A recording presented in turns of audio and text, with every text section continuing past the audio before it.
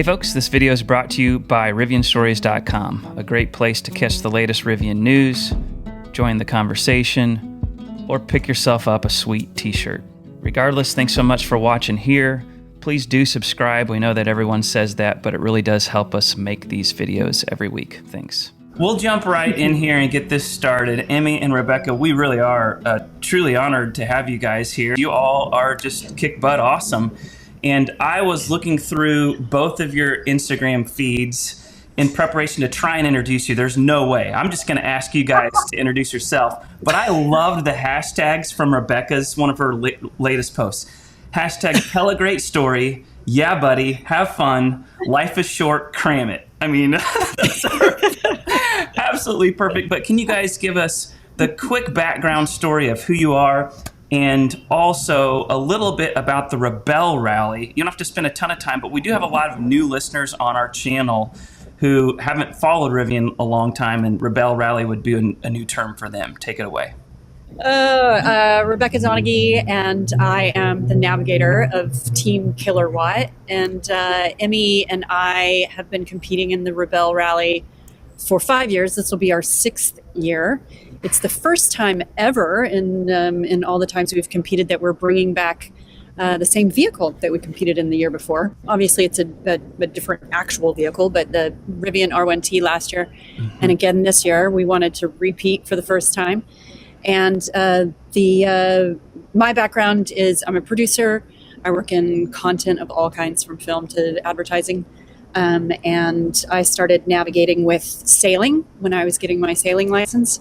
I translated that to land navigation when I competed in Morocco in the Gazelle Rally, which is also an all-women's rally. The Rebelle Rally is here in the U.S. It's the longest rally raid in North America.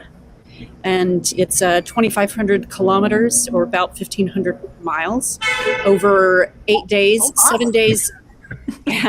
7 days competition, one pre-competition day, and we basically are 2 women teams, completely independent, no support vehicles, no team to help us fix anything necessarily, unless you make it back to the base camp at night. And then the rally itself has some support there, but we're camping every night.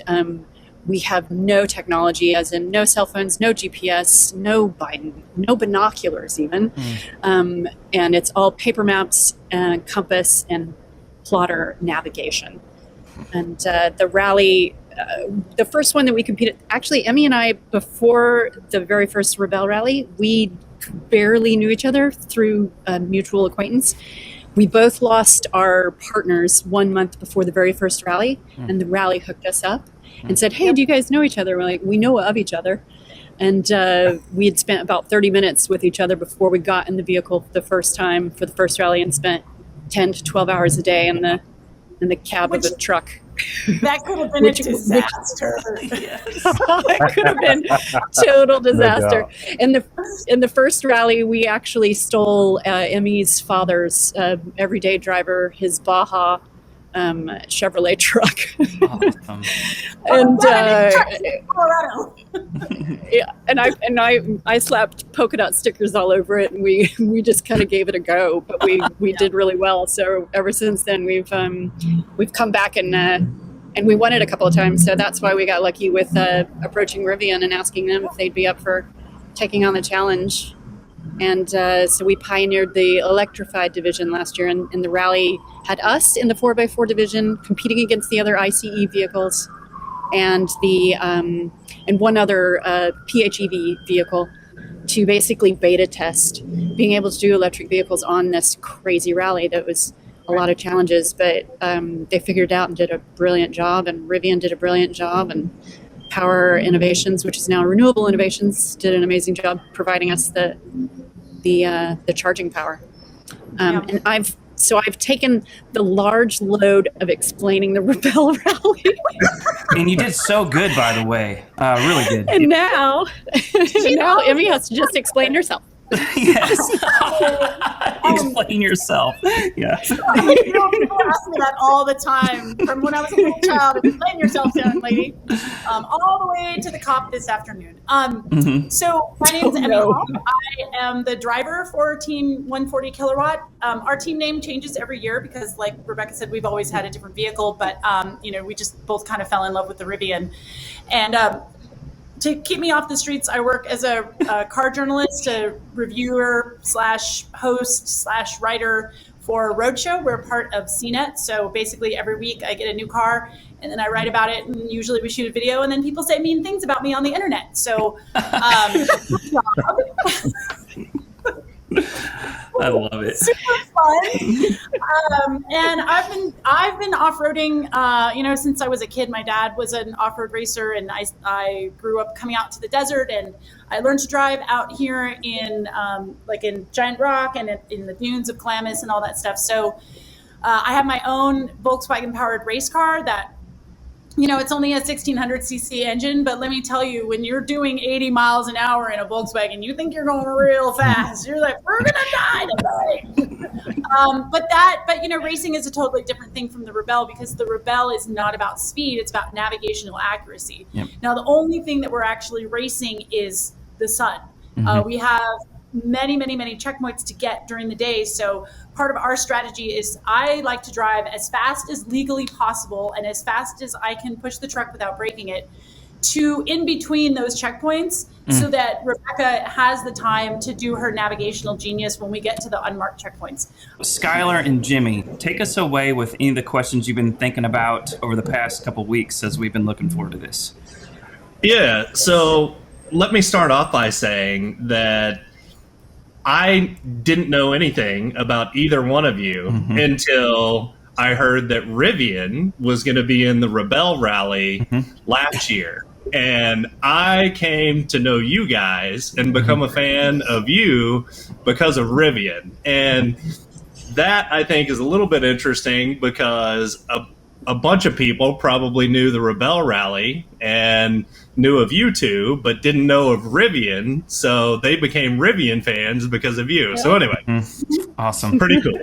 But I guess just to kind of get things kicked off, so do one or both of you have Rivian pre-orders? And if so, what did you pre-order? What's your config?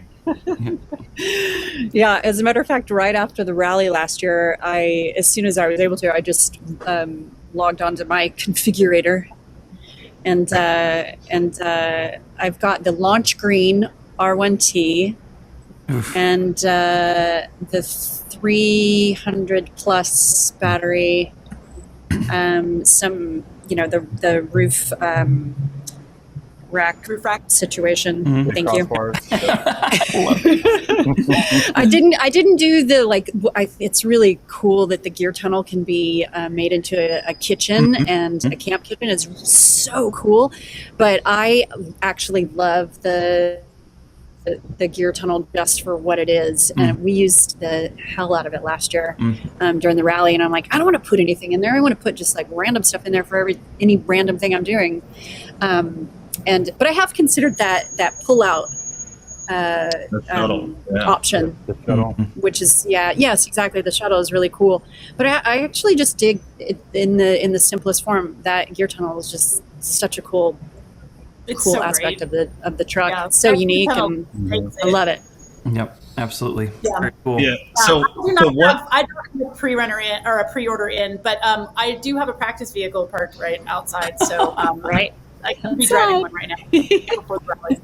That's too cool. That's so awesome. We'll get back to that. I got some questions about that later. Skylar, keep going. You guys said the first time that you've been in the same vehicle back to back, right? And back to back years. So one of my questions was, how excited are you guys to be doing the rally in a Rivian again?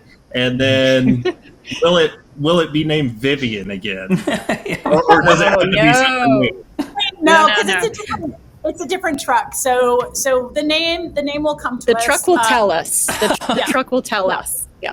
But we That's how it and we happens. haven't actually seen our competition truck yet. So, but when we know, we'll know. She'll speak to us. But the last year was, like Rebecca was saying, like it was a giant experiment. I mean, we had an idea of what kind of range we would get in the dirt, but we didn't have an idea of how the truck crazy. Just something that no one had ever done before, especially on this long, 7-day stretch out in the middle of nowhere. So last year there were a lot of things there were a lot of checkpoints that we would have gone for that we decided not to, just because we were in like a little bit of this knowledge limbo, and we were just working with what we knew, and we just didn't know all of it. And now that we've had that year of experience behind us, and we really know what the truck can do and what the range is, and now we've got a higher capacity battery. We have a better idea of like how many kilometers we can get per kilowatt hour in different kinds of terrain. That's really going to allow us to really go out there and push the limits of the truck in terms of its capability and its range. So, we've been on the podium twice before. Like, we never guarantee that we'll be on the podium, Right. but sorry, 3 times. That's right, 3 times.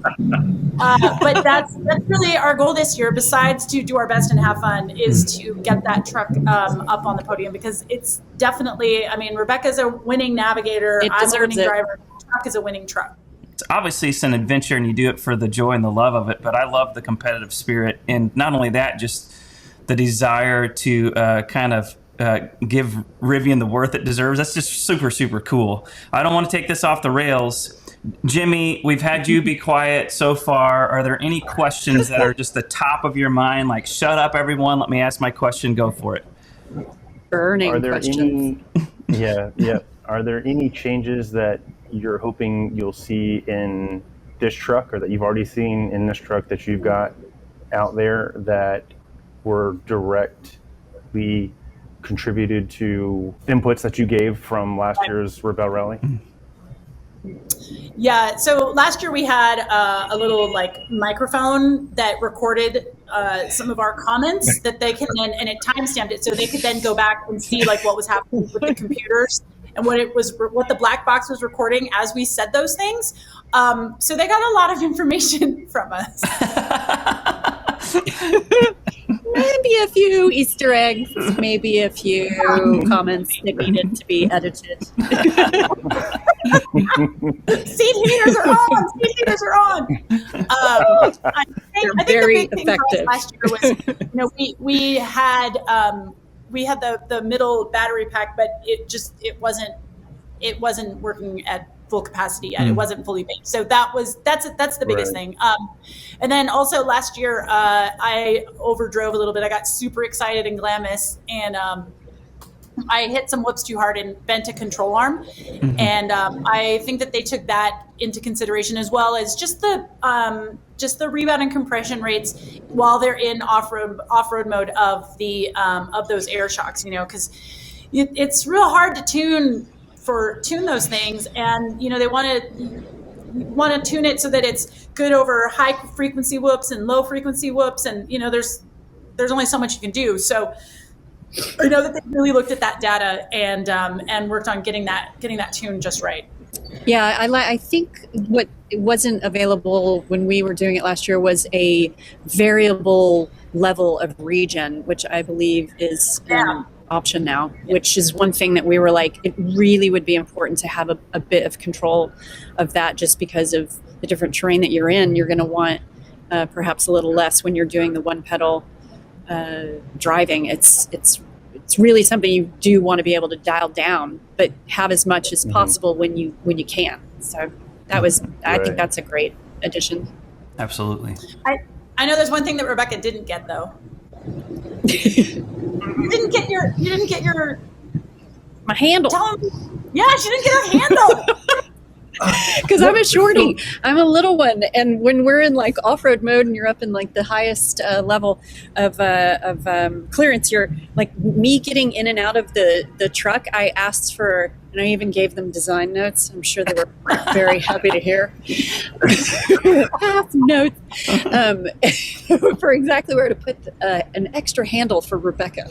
A Rebecca handle. So Yeah, that's what we were going to call it, the Rebecca handle and everything. We were so excited. And then when we got this year's little practice truck, we were like, there's no handle. Yeah, I'm gonna need a baby tramp after all. It's going to be hard to pack.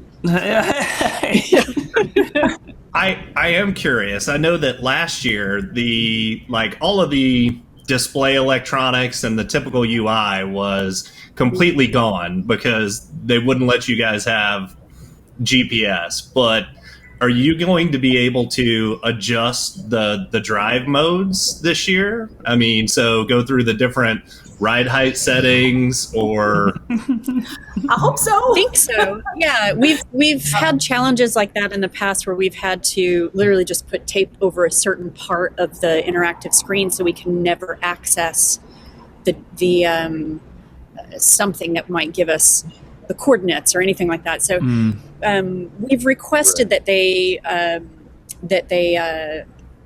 disengage anything that would give us a map or coordinates, any kind of navigation that we can access. If they can't, it will require us to physically cover up on the UI surface, perhaps something that we can interact with, and just take that away. And they do it with security tape, so if you remove it, you're busted.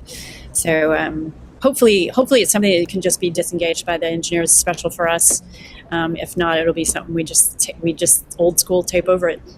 Yeah. cool. Yeah, that's kind of the bummer now with newer vehicles, is that everything is now, I mean, it's not just the Rivian, everything is controlled on the screen. Mm-hmm. And obviously manufacturers they're not thinking about this very edge use case. Right. Very but niche. it's, yeah, very, very small amount of people are doing that. Yep. But it is interesting how everything now, cars are just giant rolling computers. Mm-hmm. Just computers. Yeah. You know? Yep. They're big gadgets for sure. Mm-hmm. Skylar and Jimmy, you guys keep going here. I know you guys got 50 questions. Yeah. What are you most excited about this year's Rebelle versus the last 5? Is there something in this one that maybe different entrants that weren't in there, new vehicles that you're aware of? It'll be exciting to have other electric or electrified vehicles, because the category allows for hybrids, so not just electric vehicles. I don't know, is there any other fully electric vehicle? Yeah, Abby, not for 4x4, but the Volkswagen's ID4 is coming. Crossover, in the crossover. yeah. Okay. In the different class. Cool. So yeah, but that'll be exciting because we'll be, competing against the other hybrids that are entered, and rather than just by ourselves, which will be interesting in the charging situation, because I'm kicking them out. I'll be like, you know what, you get out, you're a hybrid. Get out. We're veterans. Get out. But this year, we've had. Sorry, go ahead, Emmy. They said that they can charge 4 vehicles at a time off of the renewable innovations truck. So we should be okay. Yeah. That's wild. Yeah. It should be great. But then this year we're actually going into a whole new state, because in the past it's been California, Nevada, back down into California. We've started up in Tahoe and ended in Glamis. This year we have tech inspection at the Hoover Dam, which is really cool, on the Arizona side, I believe. And we're going to be going to some new areas we've never actually been before, that's super exciting, and it levels the playing field, or unlevels the playing field for folks that are from that area versus folks that are from California. So yeah. Super Yeah. cool. But no matter what, Cool. the route is different every year. So no matter what area you think they do an amazing job of confusing the hell out of you, and really just the only thing you've that got to remains use. constant. Yeah, the only thing that remains constant is that we end in Glamis. That's it. Yes. And the cool. checkpoints are different every single year. So, you might think oh, I know exactly how to get to the swing set in Glamis. It's like, well, it doesn't matter because you're never going there again. No. That's super cool. But yeah, and for anyone who doesn't know, Glamis is the largest sand dune area in, I believe, North America. I think it's in North I believe America. in all of North Wow. America. Yeah. Awesome. That's epic. Speaking of sand dunes, Skylar, I know you had a question in particular about tire pressures, sand. Go for it. Well, yeah. So I still have lots of off-road related questions. Go. Take us to the off-road. Yeah. So with regards to tire pressures, I'm just curious because these vehicles are super heavy, which I know is a detriment especially in the sand as it is. But have you been able to practice and experiment much with tire pressures this year? Is that something that and I'm curious if you can share what kind of pressure? Oh, no, totally. So the pavement tire pressure that the truck wants is like 48 psi on the street.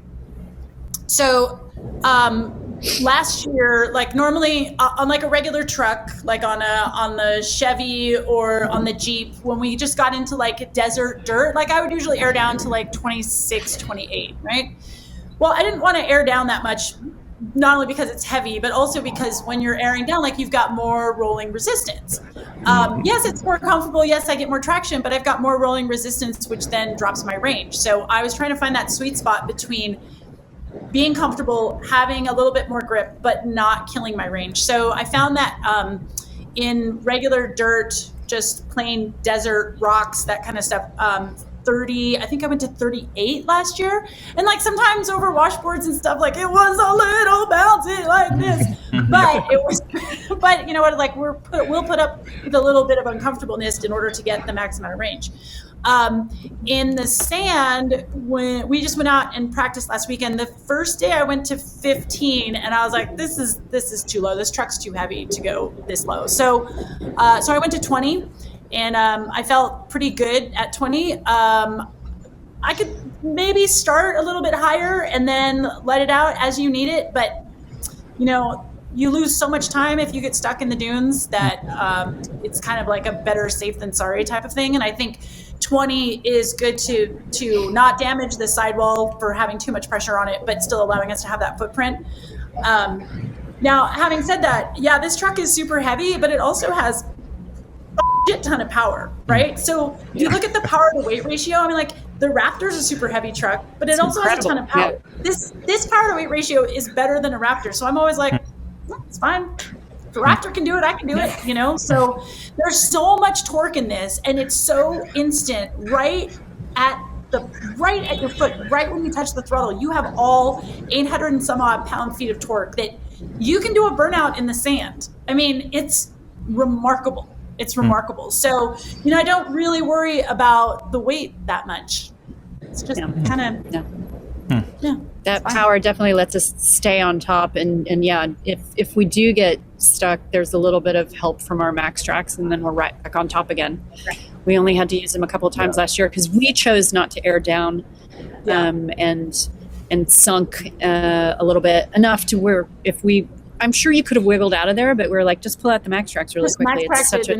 It's a faster solution than airing down and airing back up when we had pavement right after it. So yeah, there was really only one other time that we had to yank them out because we got in some really soft stuff in the middle of the day, and right in the middle of the day in Glamis, that heated up sand just becomes like mush. Talking about ride comfort and the suspension and being a heavy vehicle, did either of you see the 80 mile per hour jump little video clip off of Instagram? I mean, I cannot imagine jumping a truck that heavy at 80 miles an hour, but did you see it? I didn't know. Rebecca's in a they're coming to get you, Rebecca. Rebecca.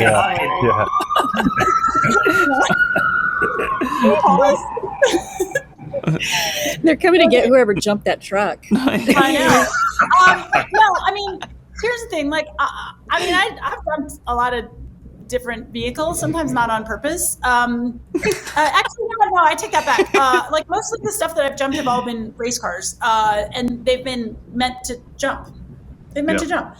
I personally, I wouldn't jump a vehicle that wasn't mine unless I had very explicit acceptance, permission. That's what I'm looking for, permission from the manufacturer. Now, sometimes when we go to these press events, like our friend Lynn Woodward, who works for Kelley Blue Book, she just went on the Raptor launch in the dunes, and they were like, yeah, jump it. You know, I went on the ZR2 launch, and they're like, yeah, jump it. I went on, there was the Ram TRX launch, and they're like, yeah, jump it. Like, but those are like very specific things where they want you as a journalist to jump it so that you can have that experience.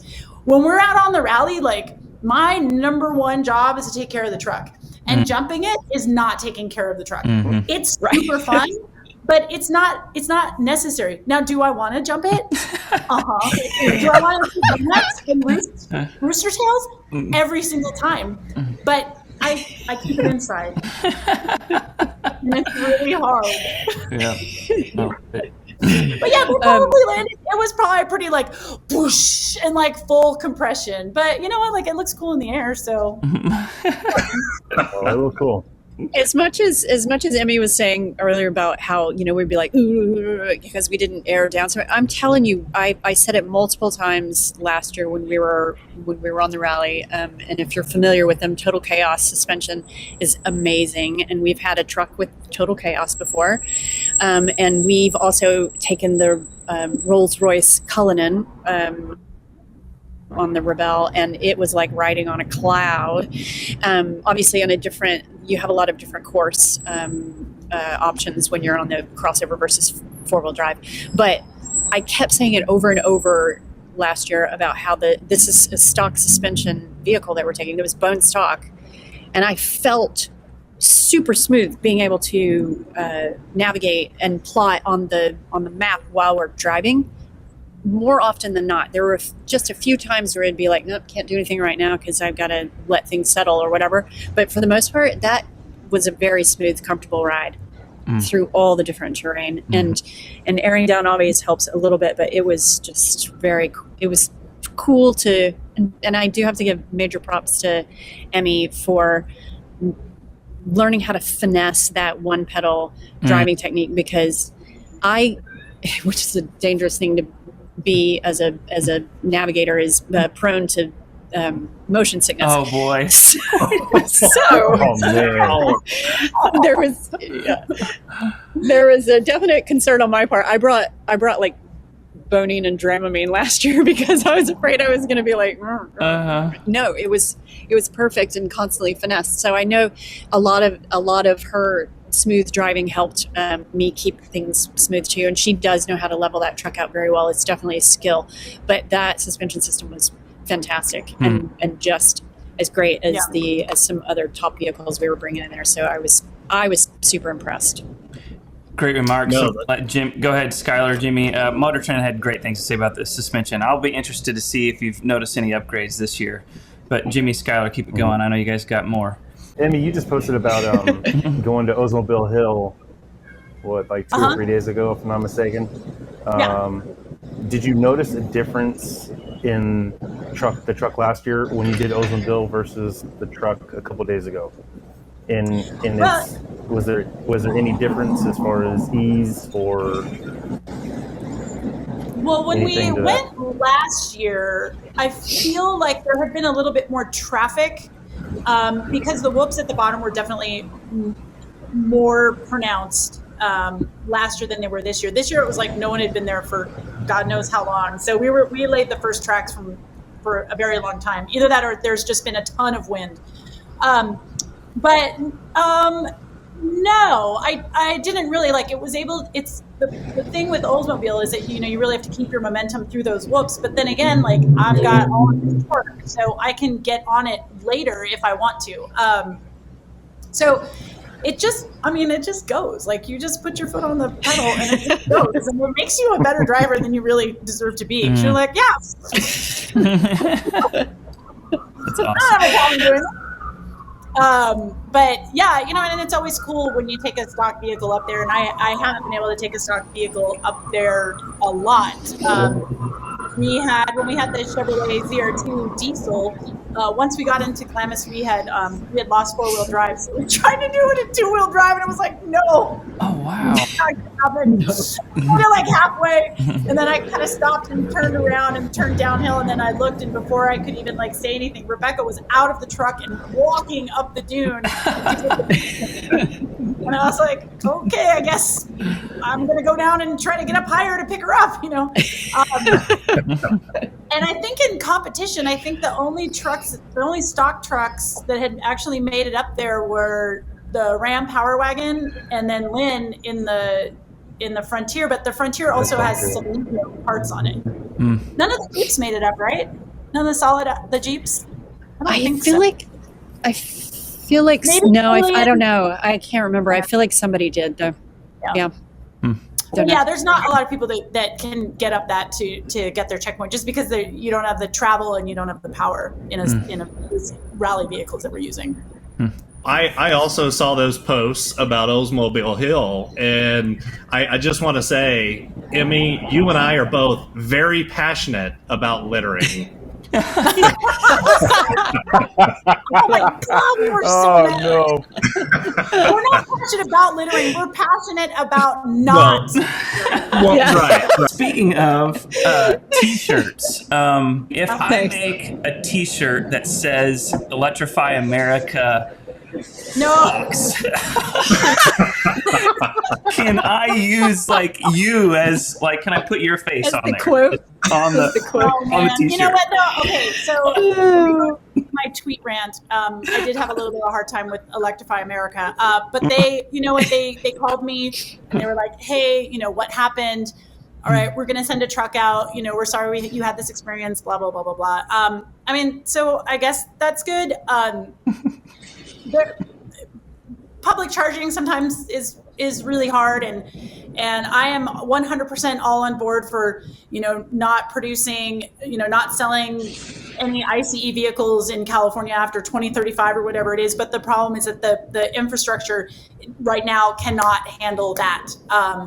And especially not only can the public infrastructure not handle that, but the grid in California cannot handle that. So I would rather see some money getting put into solving those problems before we start mandating all electric vehicles. And I was like, well, I don't know. I don't know. I vote every time. I don't know.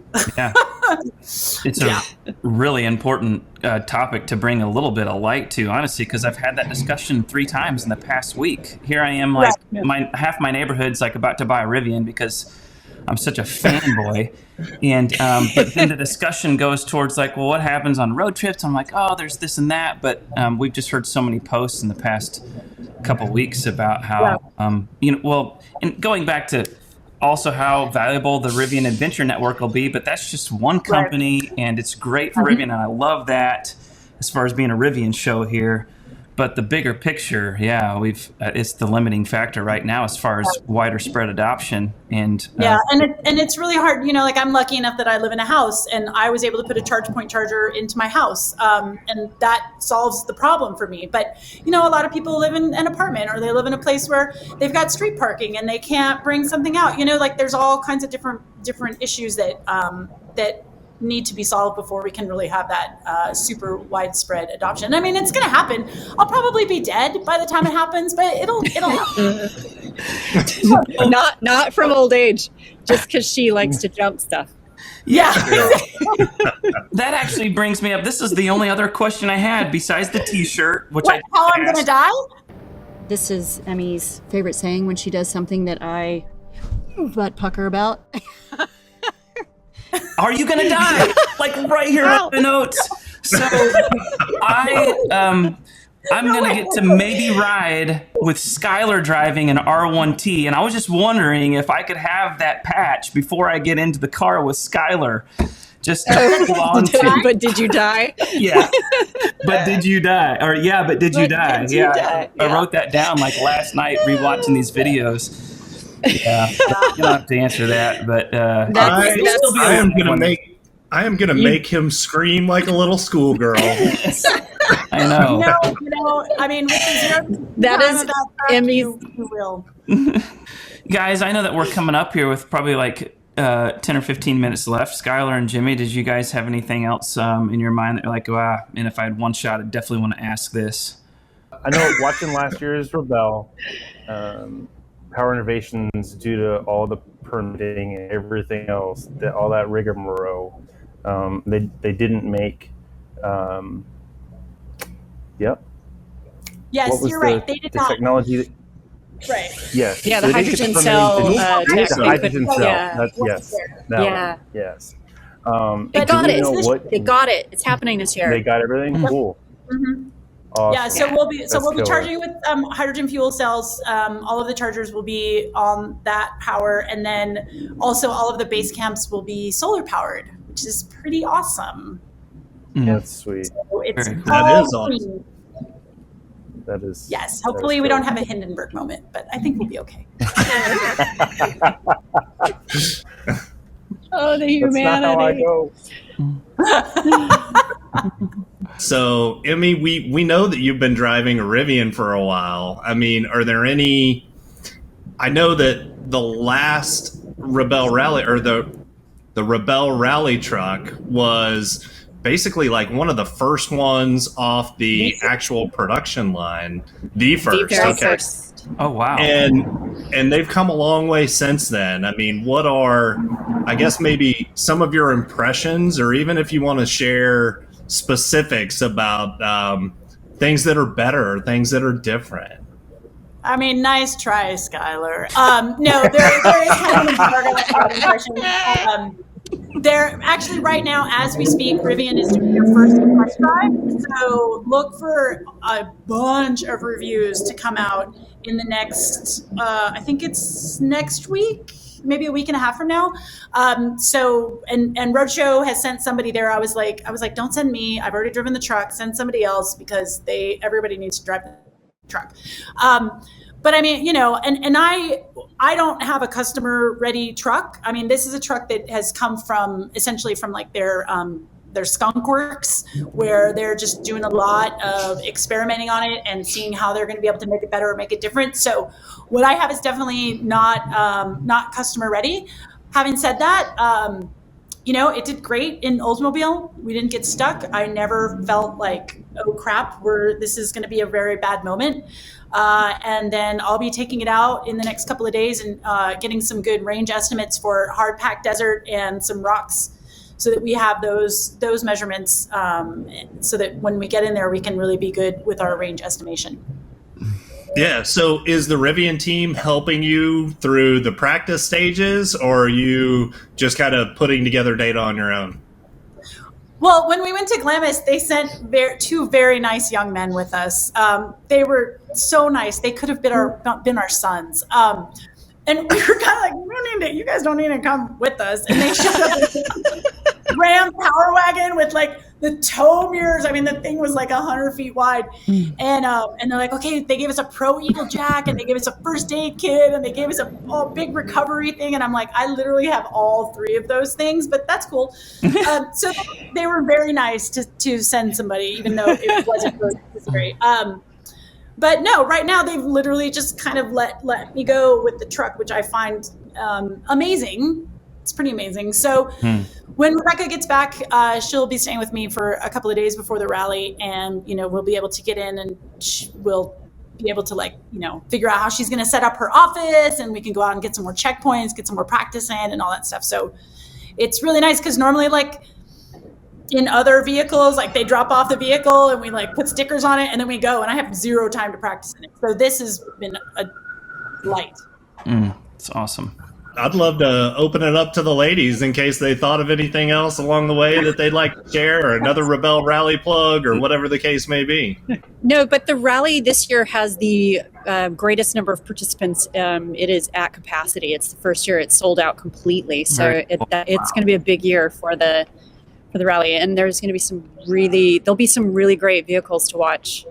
We're excited that we get to practice in the Rivian a little bit more than we did last year. We met Vivian for a couple of hours, and then we're finally on course. So this is nice to actually have more knowledge, to have all of the knowledge we had from last year, and to bring it into this year and get surprised by the improvements. But if there were 0 improvements, we would feel 100% confident. Mm-hmm. Yeah, and so it's exciting to see. Oh, great! What improvements have been made, but so thankful that we get to do this at all. Just the fact that we're getting to do this at all. The fact that we got to do it last year in the middle of a pandemic, and the rally made it super safe, and we're able to do it again, and that Rivian's on board with us to put their vehicle to the test and put it through this crazy adventure. It's a privilege. It's great. And we feel really supported by the vehicle itself, but it's nice to have that faith in us. I mean, you should, but it's kind of remarkable to have the trust of this company that, like, there's so much writing on this company, especially in the next couple of weeks, because they've got all the, the Motor Trend stuff came out. So they were super busy with that trip. And then this is happening, plus customer deliveries are happening, plus the press drives are happening. So the fact that they have put their trust in Rebecca and I is like, it gives me a little warm butterflies, and I'm not really a warm butterfly person.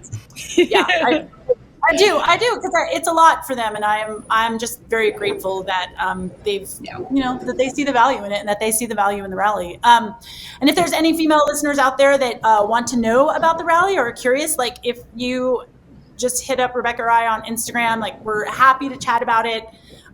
We're like the biggest evangelicals, is that the word? Proponents? Close. Yeah. We talk about it a lot. Let's just say that. And also for people who think like, it's just a ladies' rally. It's all like, it's not. It's really, really hard. It's difficult physically. It's difficult mentally.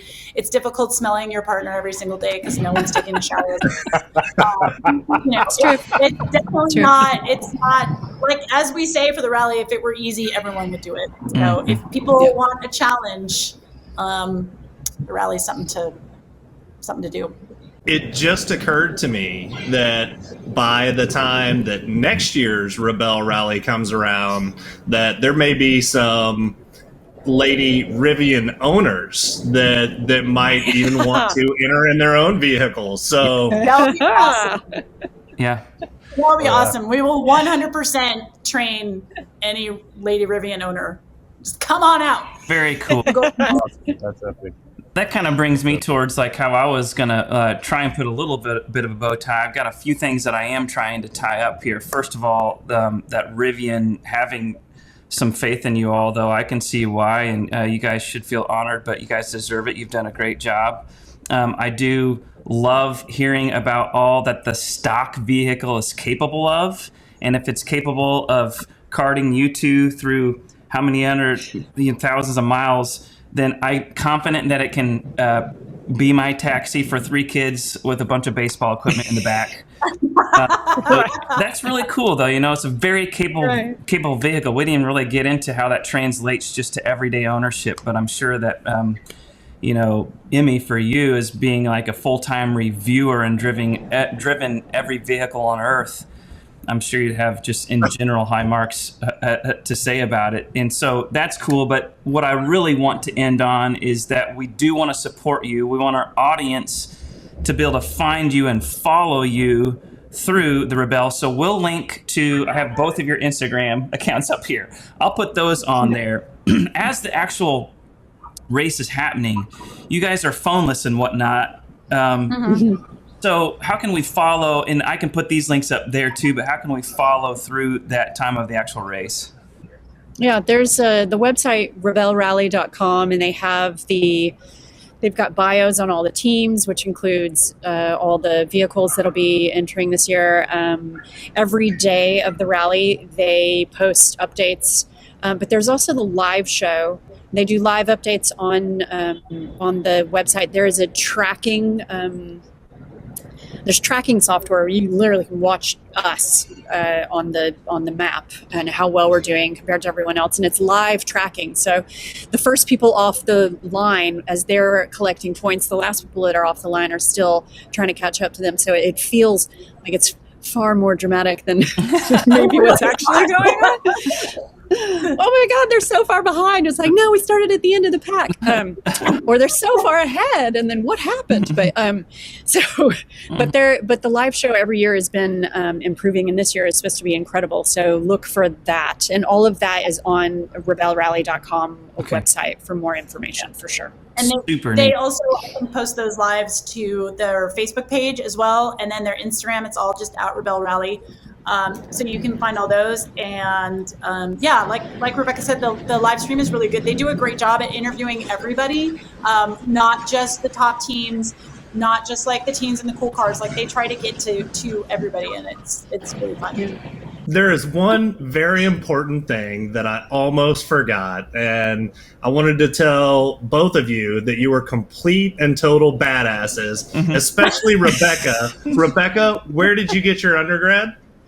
Oh my God! Oh, I got my undergrad from Texas A&M. Gigabags. Woo! Yeah. Do you see this maroon room that I'm in? Yes, I do. Oh my God.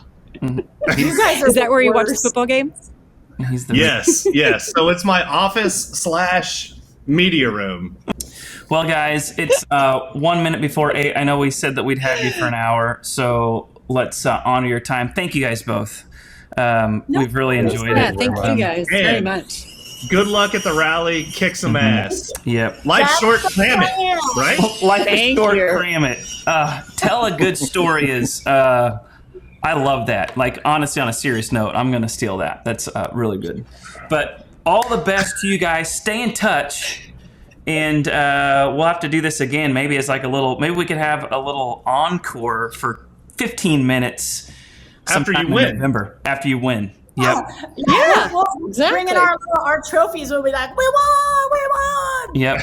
Especially after you get through it, and hopefully, Rebecca doesn't die. Yeah.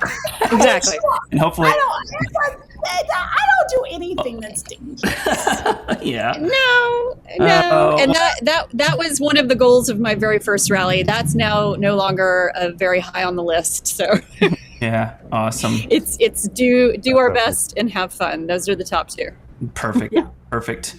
Well, you guys are doing awesome. Thank you. Godspeed. Be safe out there. We'll talk soon. Skylar and Jimmy, thank you guys both for being here as well. All four of you guys, I admire you. Have a great night. Yay. Thanks, y'all. Bye. Thank you, guys. Thank you. Thanks. Bye. All right, folks, thanks so much for watching. Please do subscribe. We obviously have a ton more coming. And then in the meantime, please join us over at rivianstories.com. We have a lot of great conversation happening over here, and we also have some t-shirts. We'll ship them straight from us to you very soon. Thanks.